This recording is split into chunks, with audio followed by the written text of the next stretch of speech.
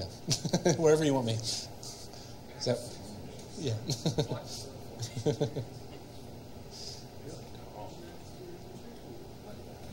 Is that good? Yeah. Awesome. All right. Yeah, so thank you for the introduction. My name's RyanWhalen. I'm here to discuss building a more threat-based vulnerability management program. A little information about myself. I've been in information security for over a decade. Actually, I'm from Columbus, Ohio. So currently work as a sales engineer at Tenable. Prior to Tenable, I was actually a post-sales Qualys technical account manager, where I worked with a lot of different Fortune 500 companies on using Qualys' products on expanding their vulnerability management, being successful. Had the great opportunity to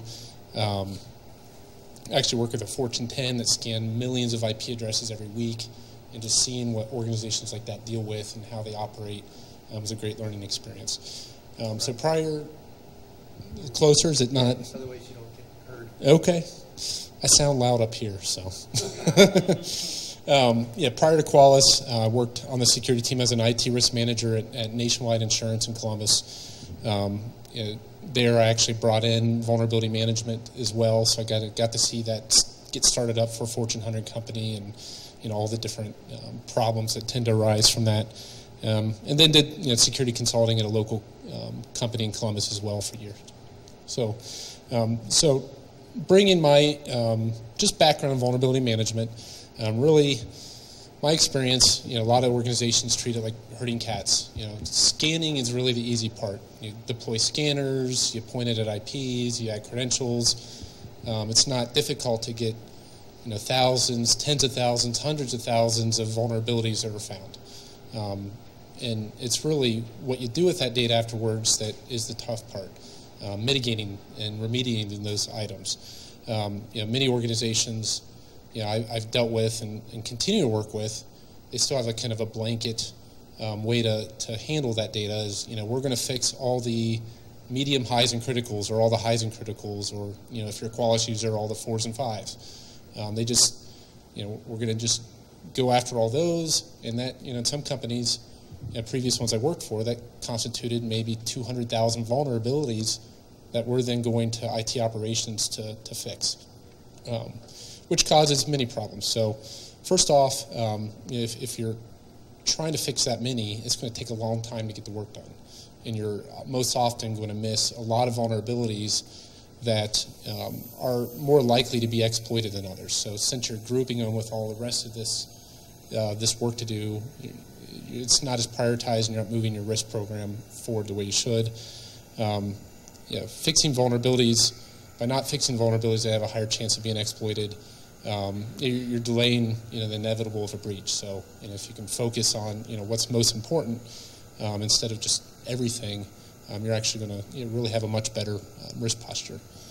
Also, asking IT to fix that many vulnerabilities, they're going to hate you with a passion. So it's going to cause a lot of angst between the two groups. They're going to fight you on every false positive, every finding, roll-up, supersedence, you name it. It adds a lot of tension between the two groups by asking to do that much work. And I know at Nationwide, we'd have groups of administrators. They worked every weekend, all weekend, just patching.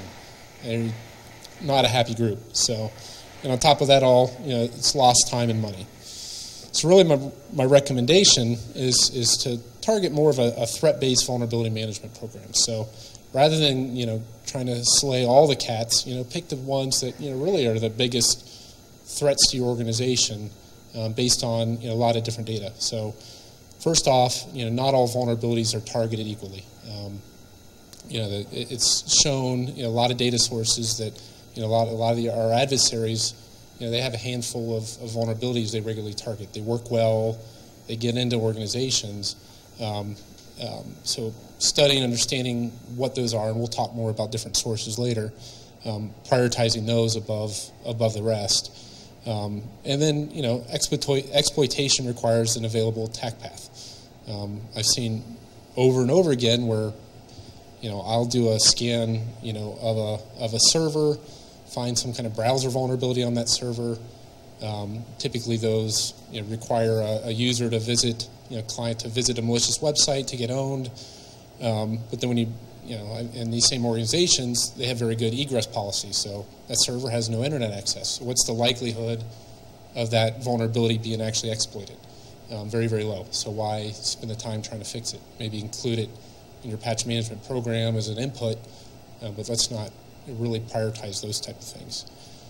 So have an effective program. Really, it's understanding and tracking which vulnerabilities are most often targeted by attackers and by asset type. Understanding your organization's controls and how they affect attack paths to vulnerabilities, and then using this information to prioritize remediation. So rather than going after the tens of thousands, let's try to nail it down to a couple thousand. So, any questions, comments, feedback? Does that sound like anybody's world now? So understanding targeted vulnerabilities. So recommendation is to utilize available threat sources that are out there. There's a lot of them that are free, paid. So one I really like is the Verizon Data Breach Report. If you're not familiar with that report, it's over 70 collaborators. They get together and they keep track of the breaches they investigate. What were the particular components that led to that breach.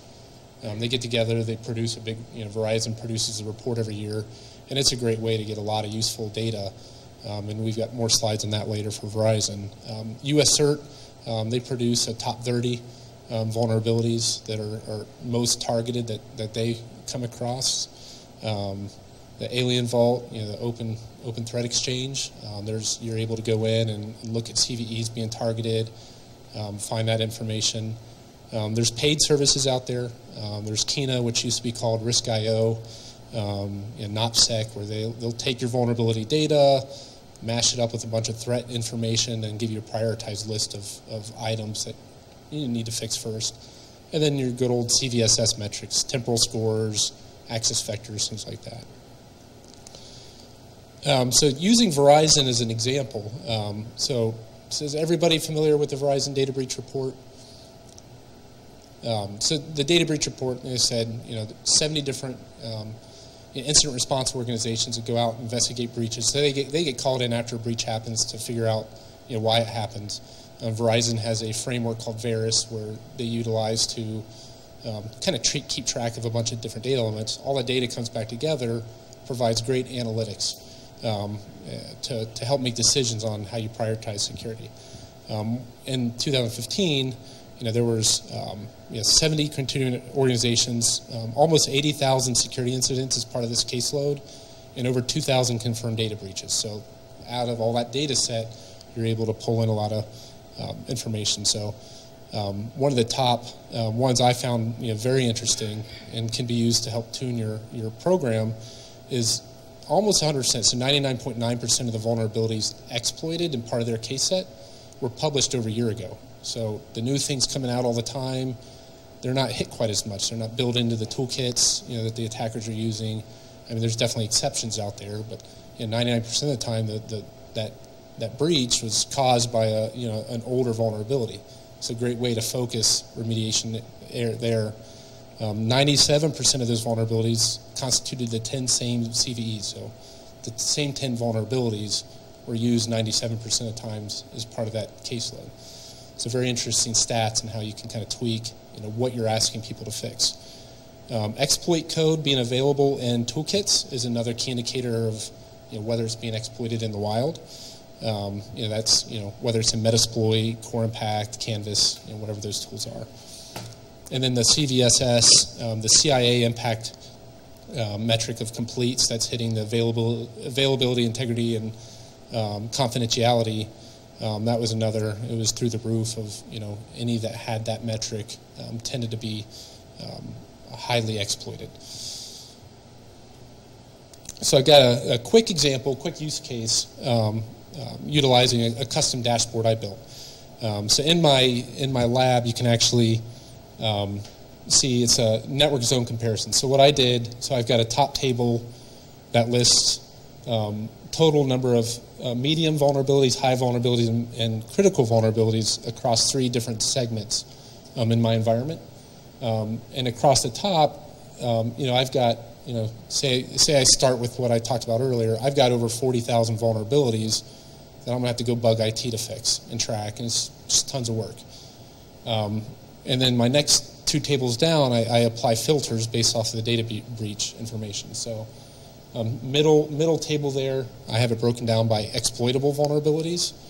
And instantly I go from 40,000 to 2,000 vulnerabilities. So that work I'm asking IT to do is much more reduced, really in a more rapid fashion, closing down, improving my security posture. And they'll hate me a lot less. And then if I take the other metric from Verizon and focus on only vulnerabilities that were published or discovered over a year ago, I'm down to 150 in this entire data set. I'll probably get hugs and kisses from IT ops at that point, so I'm not asking to spend every weekend of their life patching everything my vulnerability tool finds. So that's a kind of quick example of how you can prioritize, use data that's available out there to really get the biggest bang for your buck.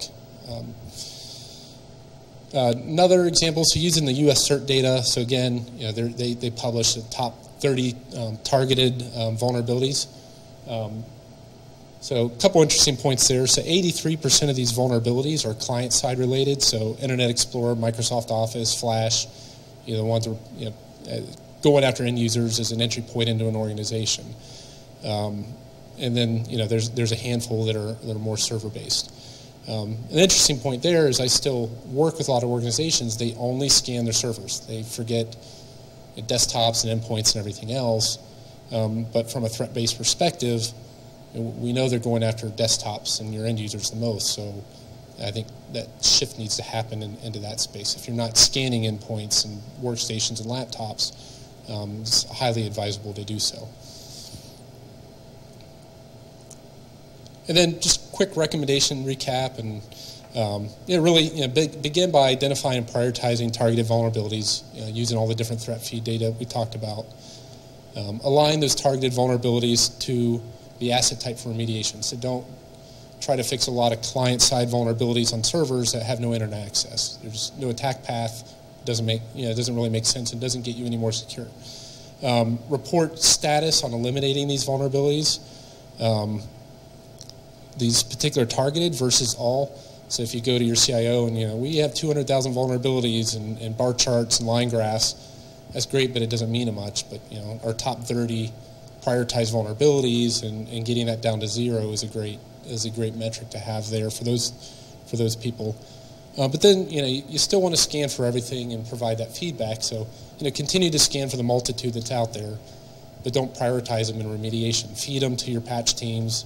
Make sure they're getting there as part of their normal patch processes, and then overall you'll have a much better, cleaner, more secure environment. So that's it. Any questions at all? Yes. Well, your one slide indicated that it was 99.99. I forget how many nines it was. That of the exploits they were known for over a year. Right. Or more. Just conceptually, you would think that the hackers would be going after new vulnerabilities, not old ones. Why do you think it is that it's such a high percentage? That number's so high. I think a lot of times attackers, you'll have your mastermind that and then you've got your bots that actually go out and do a lot of the work. So they build these into their tool sets. They're tried true. They're known to get past a lot of defenses. So they're just like any other IT organization. They're tested. They're proven to work well. They do their QA, and that's what they continue to use, and they continue to succeed. So knowing that almost 100% of them are still working and across all these breaches, why change? Why kind of monkey around with newer exploits that we're not sure how successful it'll be? And I think that it changes a little bit for your very high profile. So if I'm a Lockheed Martin or Department of Defense, they're going to throw the newest stuff at me just because I'll take any chance I can to get in. But for the rest of us, that it's more opportunistic, drive-by, those type of things, I think it changes quite a bit. So, yes. So you mentioned the struggle between the IT and the IS staff. Yes. I actually got pulled into a meeting on Friday with the system administrator saying how do we rework this statement of, basically what you said. Right. Medium highs and criticals. Yes. Like, well, we still got to put resources against it. We got to come up with a new method for this time. How do you show the metrics of, total vulnerabilities, exploitables, and then drop them down to longer term exploitables? Right. What kind of timelines are you trying to get out of people who are getting patching done at each of those levels? Because obviously something that's been sitting out there for a year or more is either something that got missed during previous remediation or something that slipped up because something got installed that wasn't there before. So are you looking for real rapid response? A lot of organizations tend to group that, because I've worked with a lot of orgs where they have different priorities and SLAs based on criticality, but they'll group that more into that critical level where they're trying to get them out within 30 days, so as soon as possible, but not drop everything and patch it tonight. But they've been out there for a while, they've been playing, but trying to get them worked out within a month or so. But at that level, you're down to, as that data set showed, 150. It's more manageable than trying to get the thousands out. Yeah, that's basically what our chart looks like at the day after Patch Tuesday, and then the next Patch Tuesday. That's realistically what we're looking at. We try to nail everything down every month. Yes. But the remediation steps. Yes. I think we're running a problem. Does anybody else come up with a good way to get some of those older ones a little more priority and still, get a little give and take, because you can't just take. That's the problem. Yeah, you gotta, and that's where I think a lot of this comes into it, is you're being a better partner. Oh yeah, it's a resource. Well, if you get upper management visibility, and you have a third-party IT security firm highlight the risks based on the risk rating, what could happen and why it needs to be remediated, I think you'll get resources real quick. And I think in our case, it's not that we don't know that we need more resources thrown at to fix it.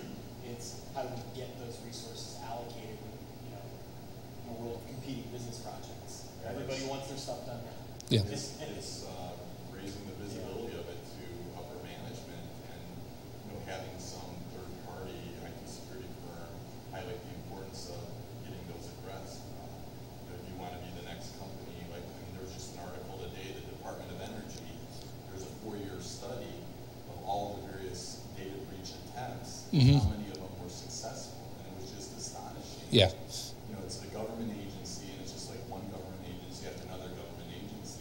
And today with the Department of Energy, that over this 4-year period, it was amazing how many successful data breach attempts there was. And I can't understand. And that's where an approach like this, if you go, rather than going after all the thousands and thousands, if you can whittle it down to hundreds, you'll get the executive support you need to get these eradicated. The average price of a data breach is that cost, data breach, what it costs the company, that should be a sticker shock enough to garner enough support and resources to allocate remediating those vulnerabilities that have been identified. The cost of an average data breach, I don't know offhand, but I know it's astronomical. Yeah, it's a couple millions average. I think Ponimon's. And we're fortunate to have those numbers. We throw them out there, of course. That's a big scary number. We have an economy of scale. We have a large breach. Well, we have a major problem with that breach of that size. Yeah. Yes. So, speaking about attacking it from the numbers perspective, we're talking about managing a massive number of vulnerabilities and trying to determine how to prioritize. Right. You represent a vendor of a very popular vulnerability scanning tool. Yes. What are the vendors doing to help sort of consolidate and roll up the findings so that you don't have the same SSL finding appearing as a critical, as a high, as a medium, and as a low, because it's met the same threshold based on different plugins? It depends. So every vendor's a little different. Some are more subjective than others. And the one I represent, we align our risk ratings directly to CVSS scores. So a CVSS of 10 is a critical, a 7 to 9.9 is a high, So we try to take our own feelings and thoughts behind criticality out. Others aren't the same way. They have their own equations, but...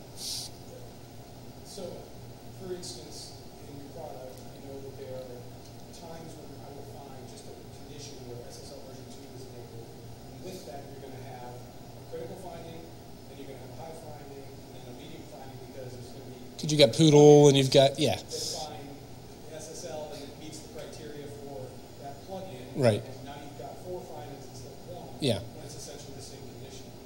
In some vendors, I know Qualys does,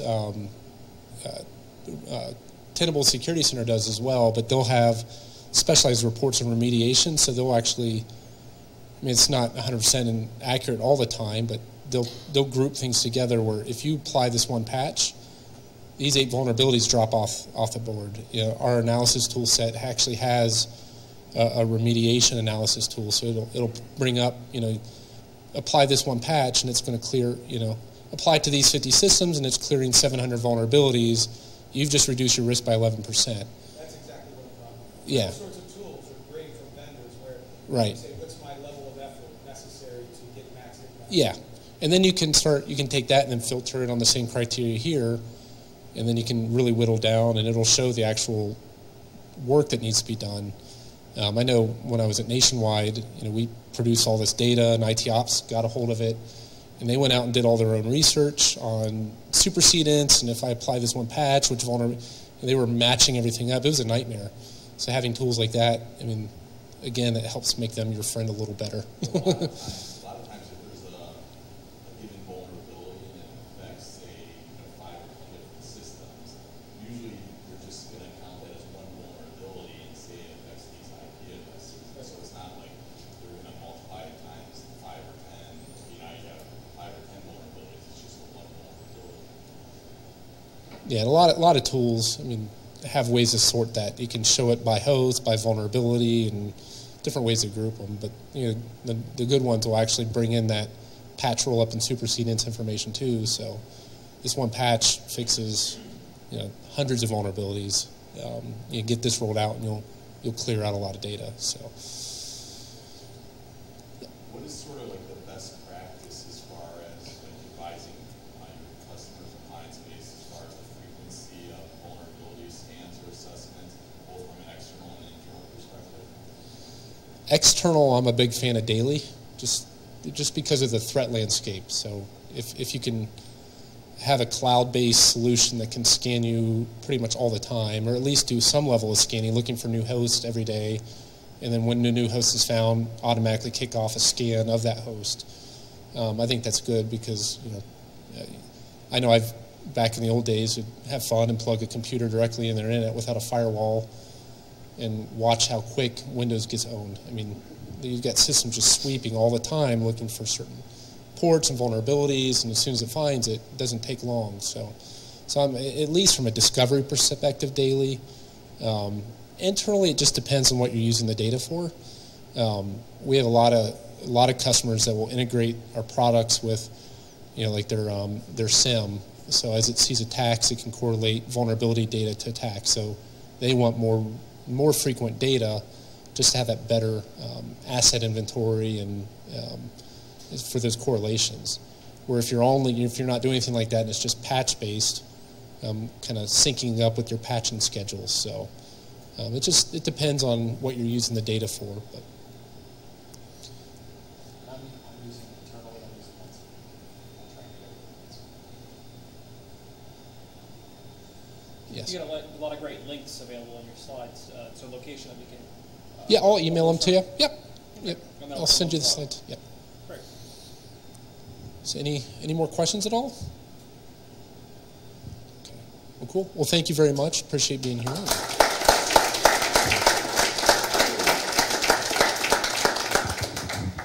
Thank you so much, Ryan. We're going to about take about 5 minutes to use the restroom, and then we're going to have Ed going to be talking about how to speed up your scripts.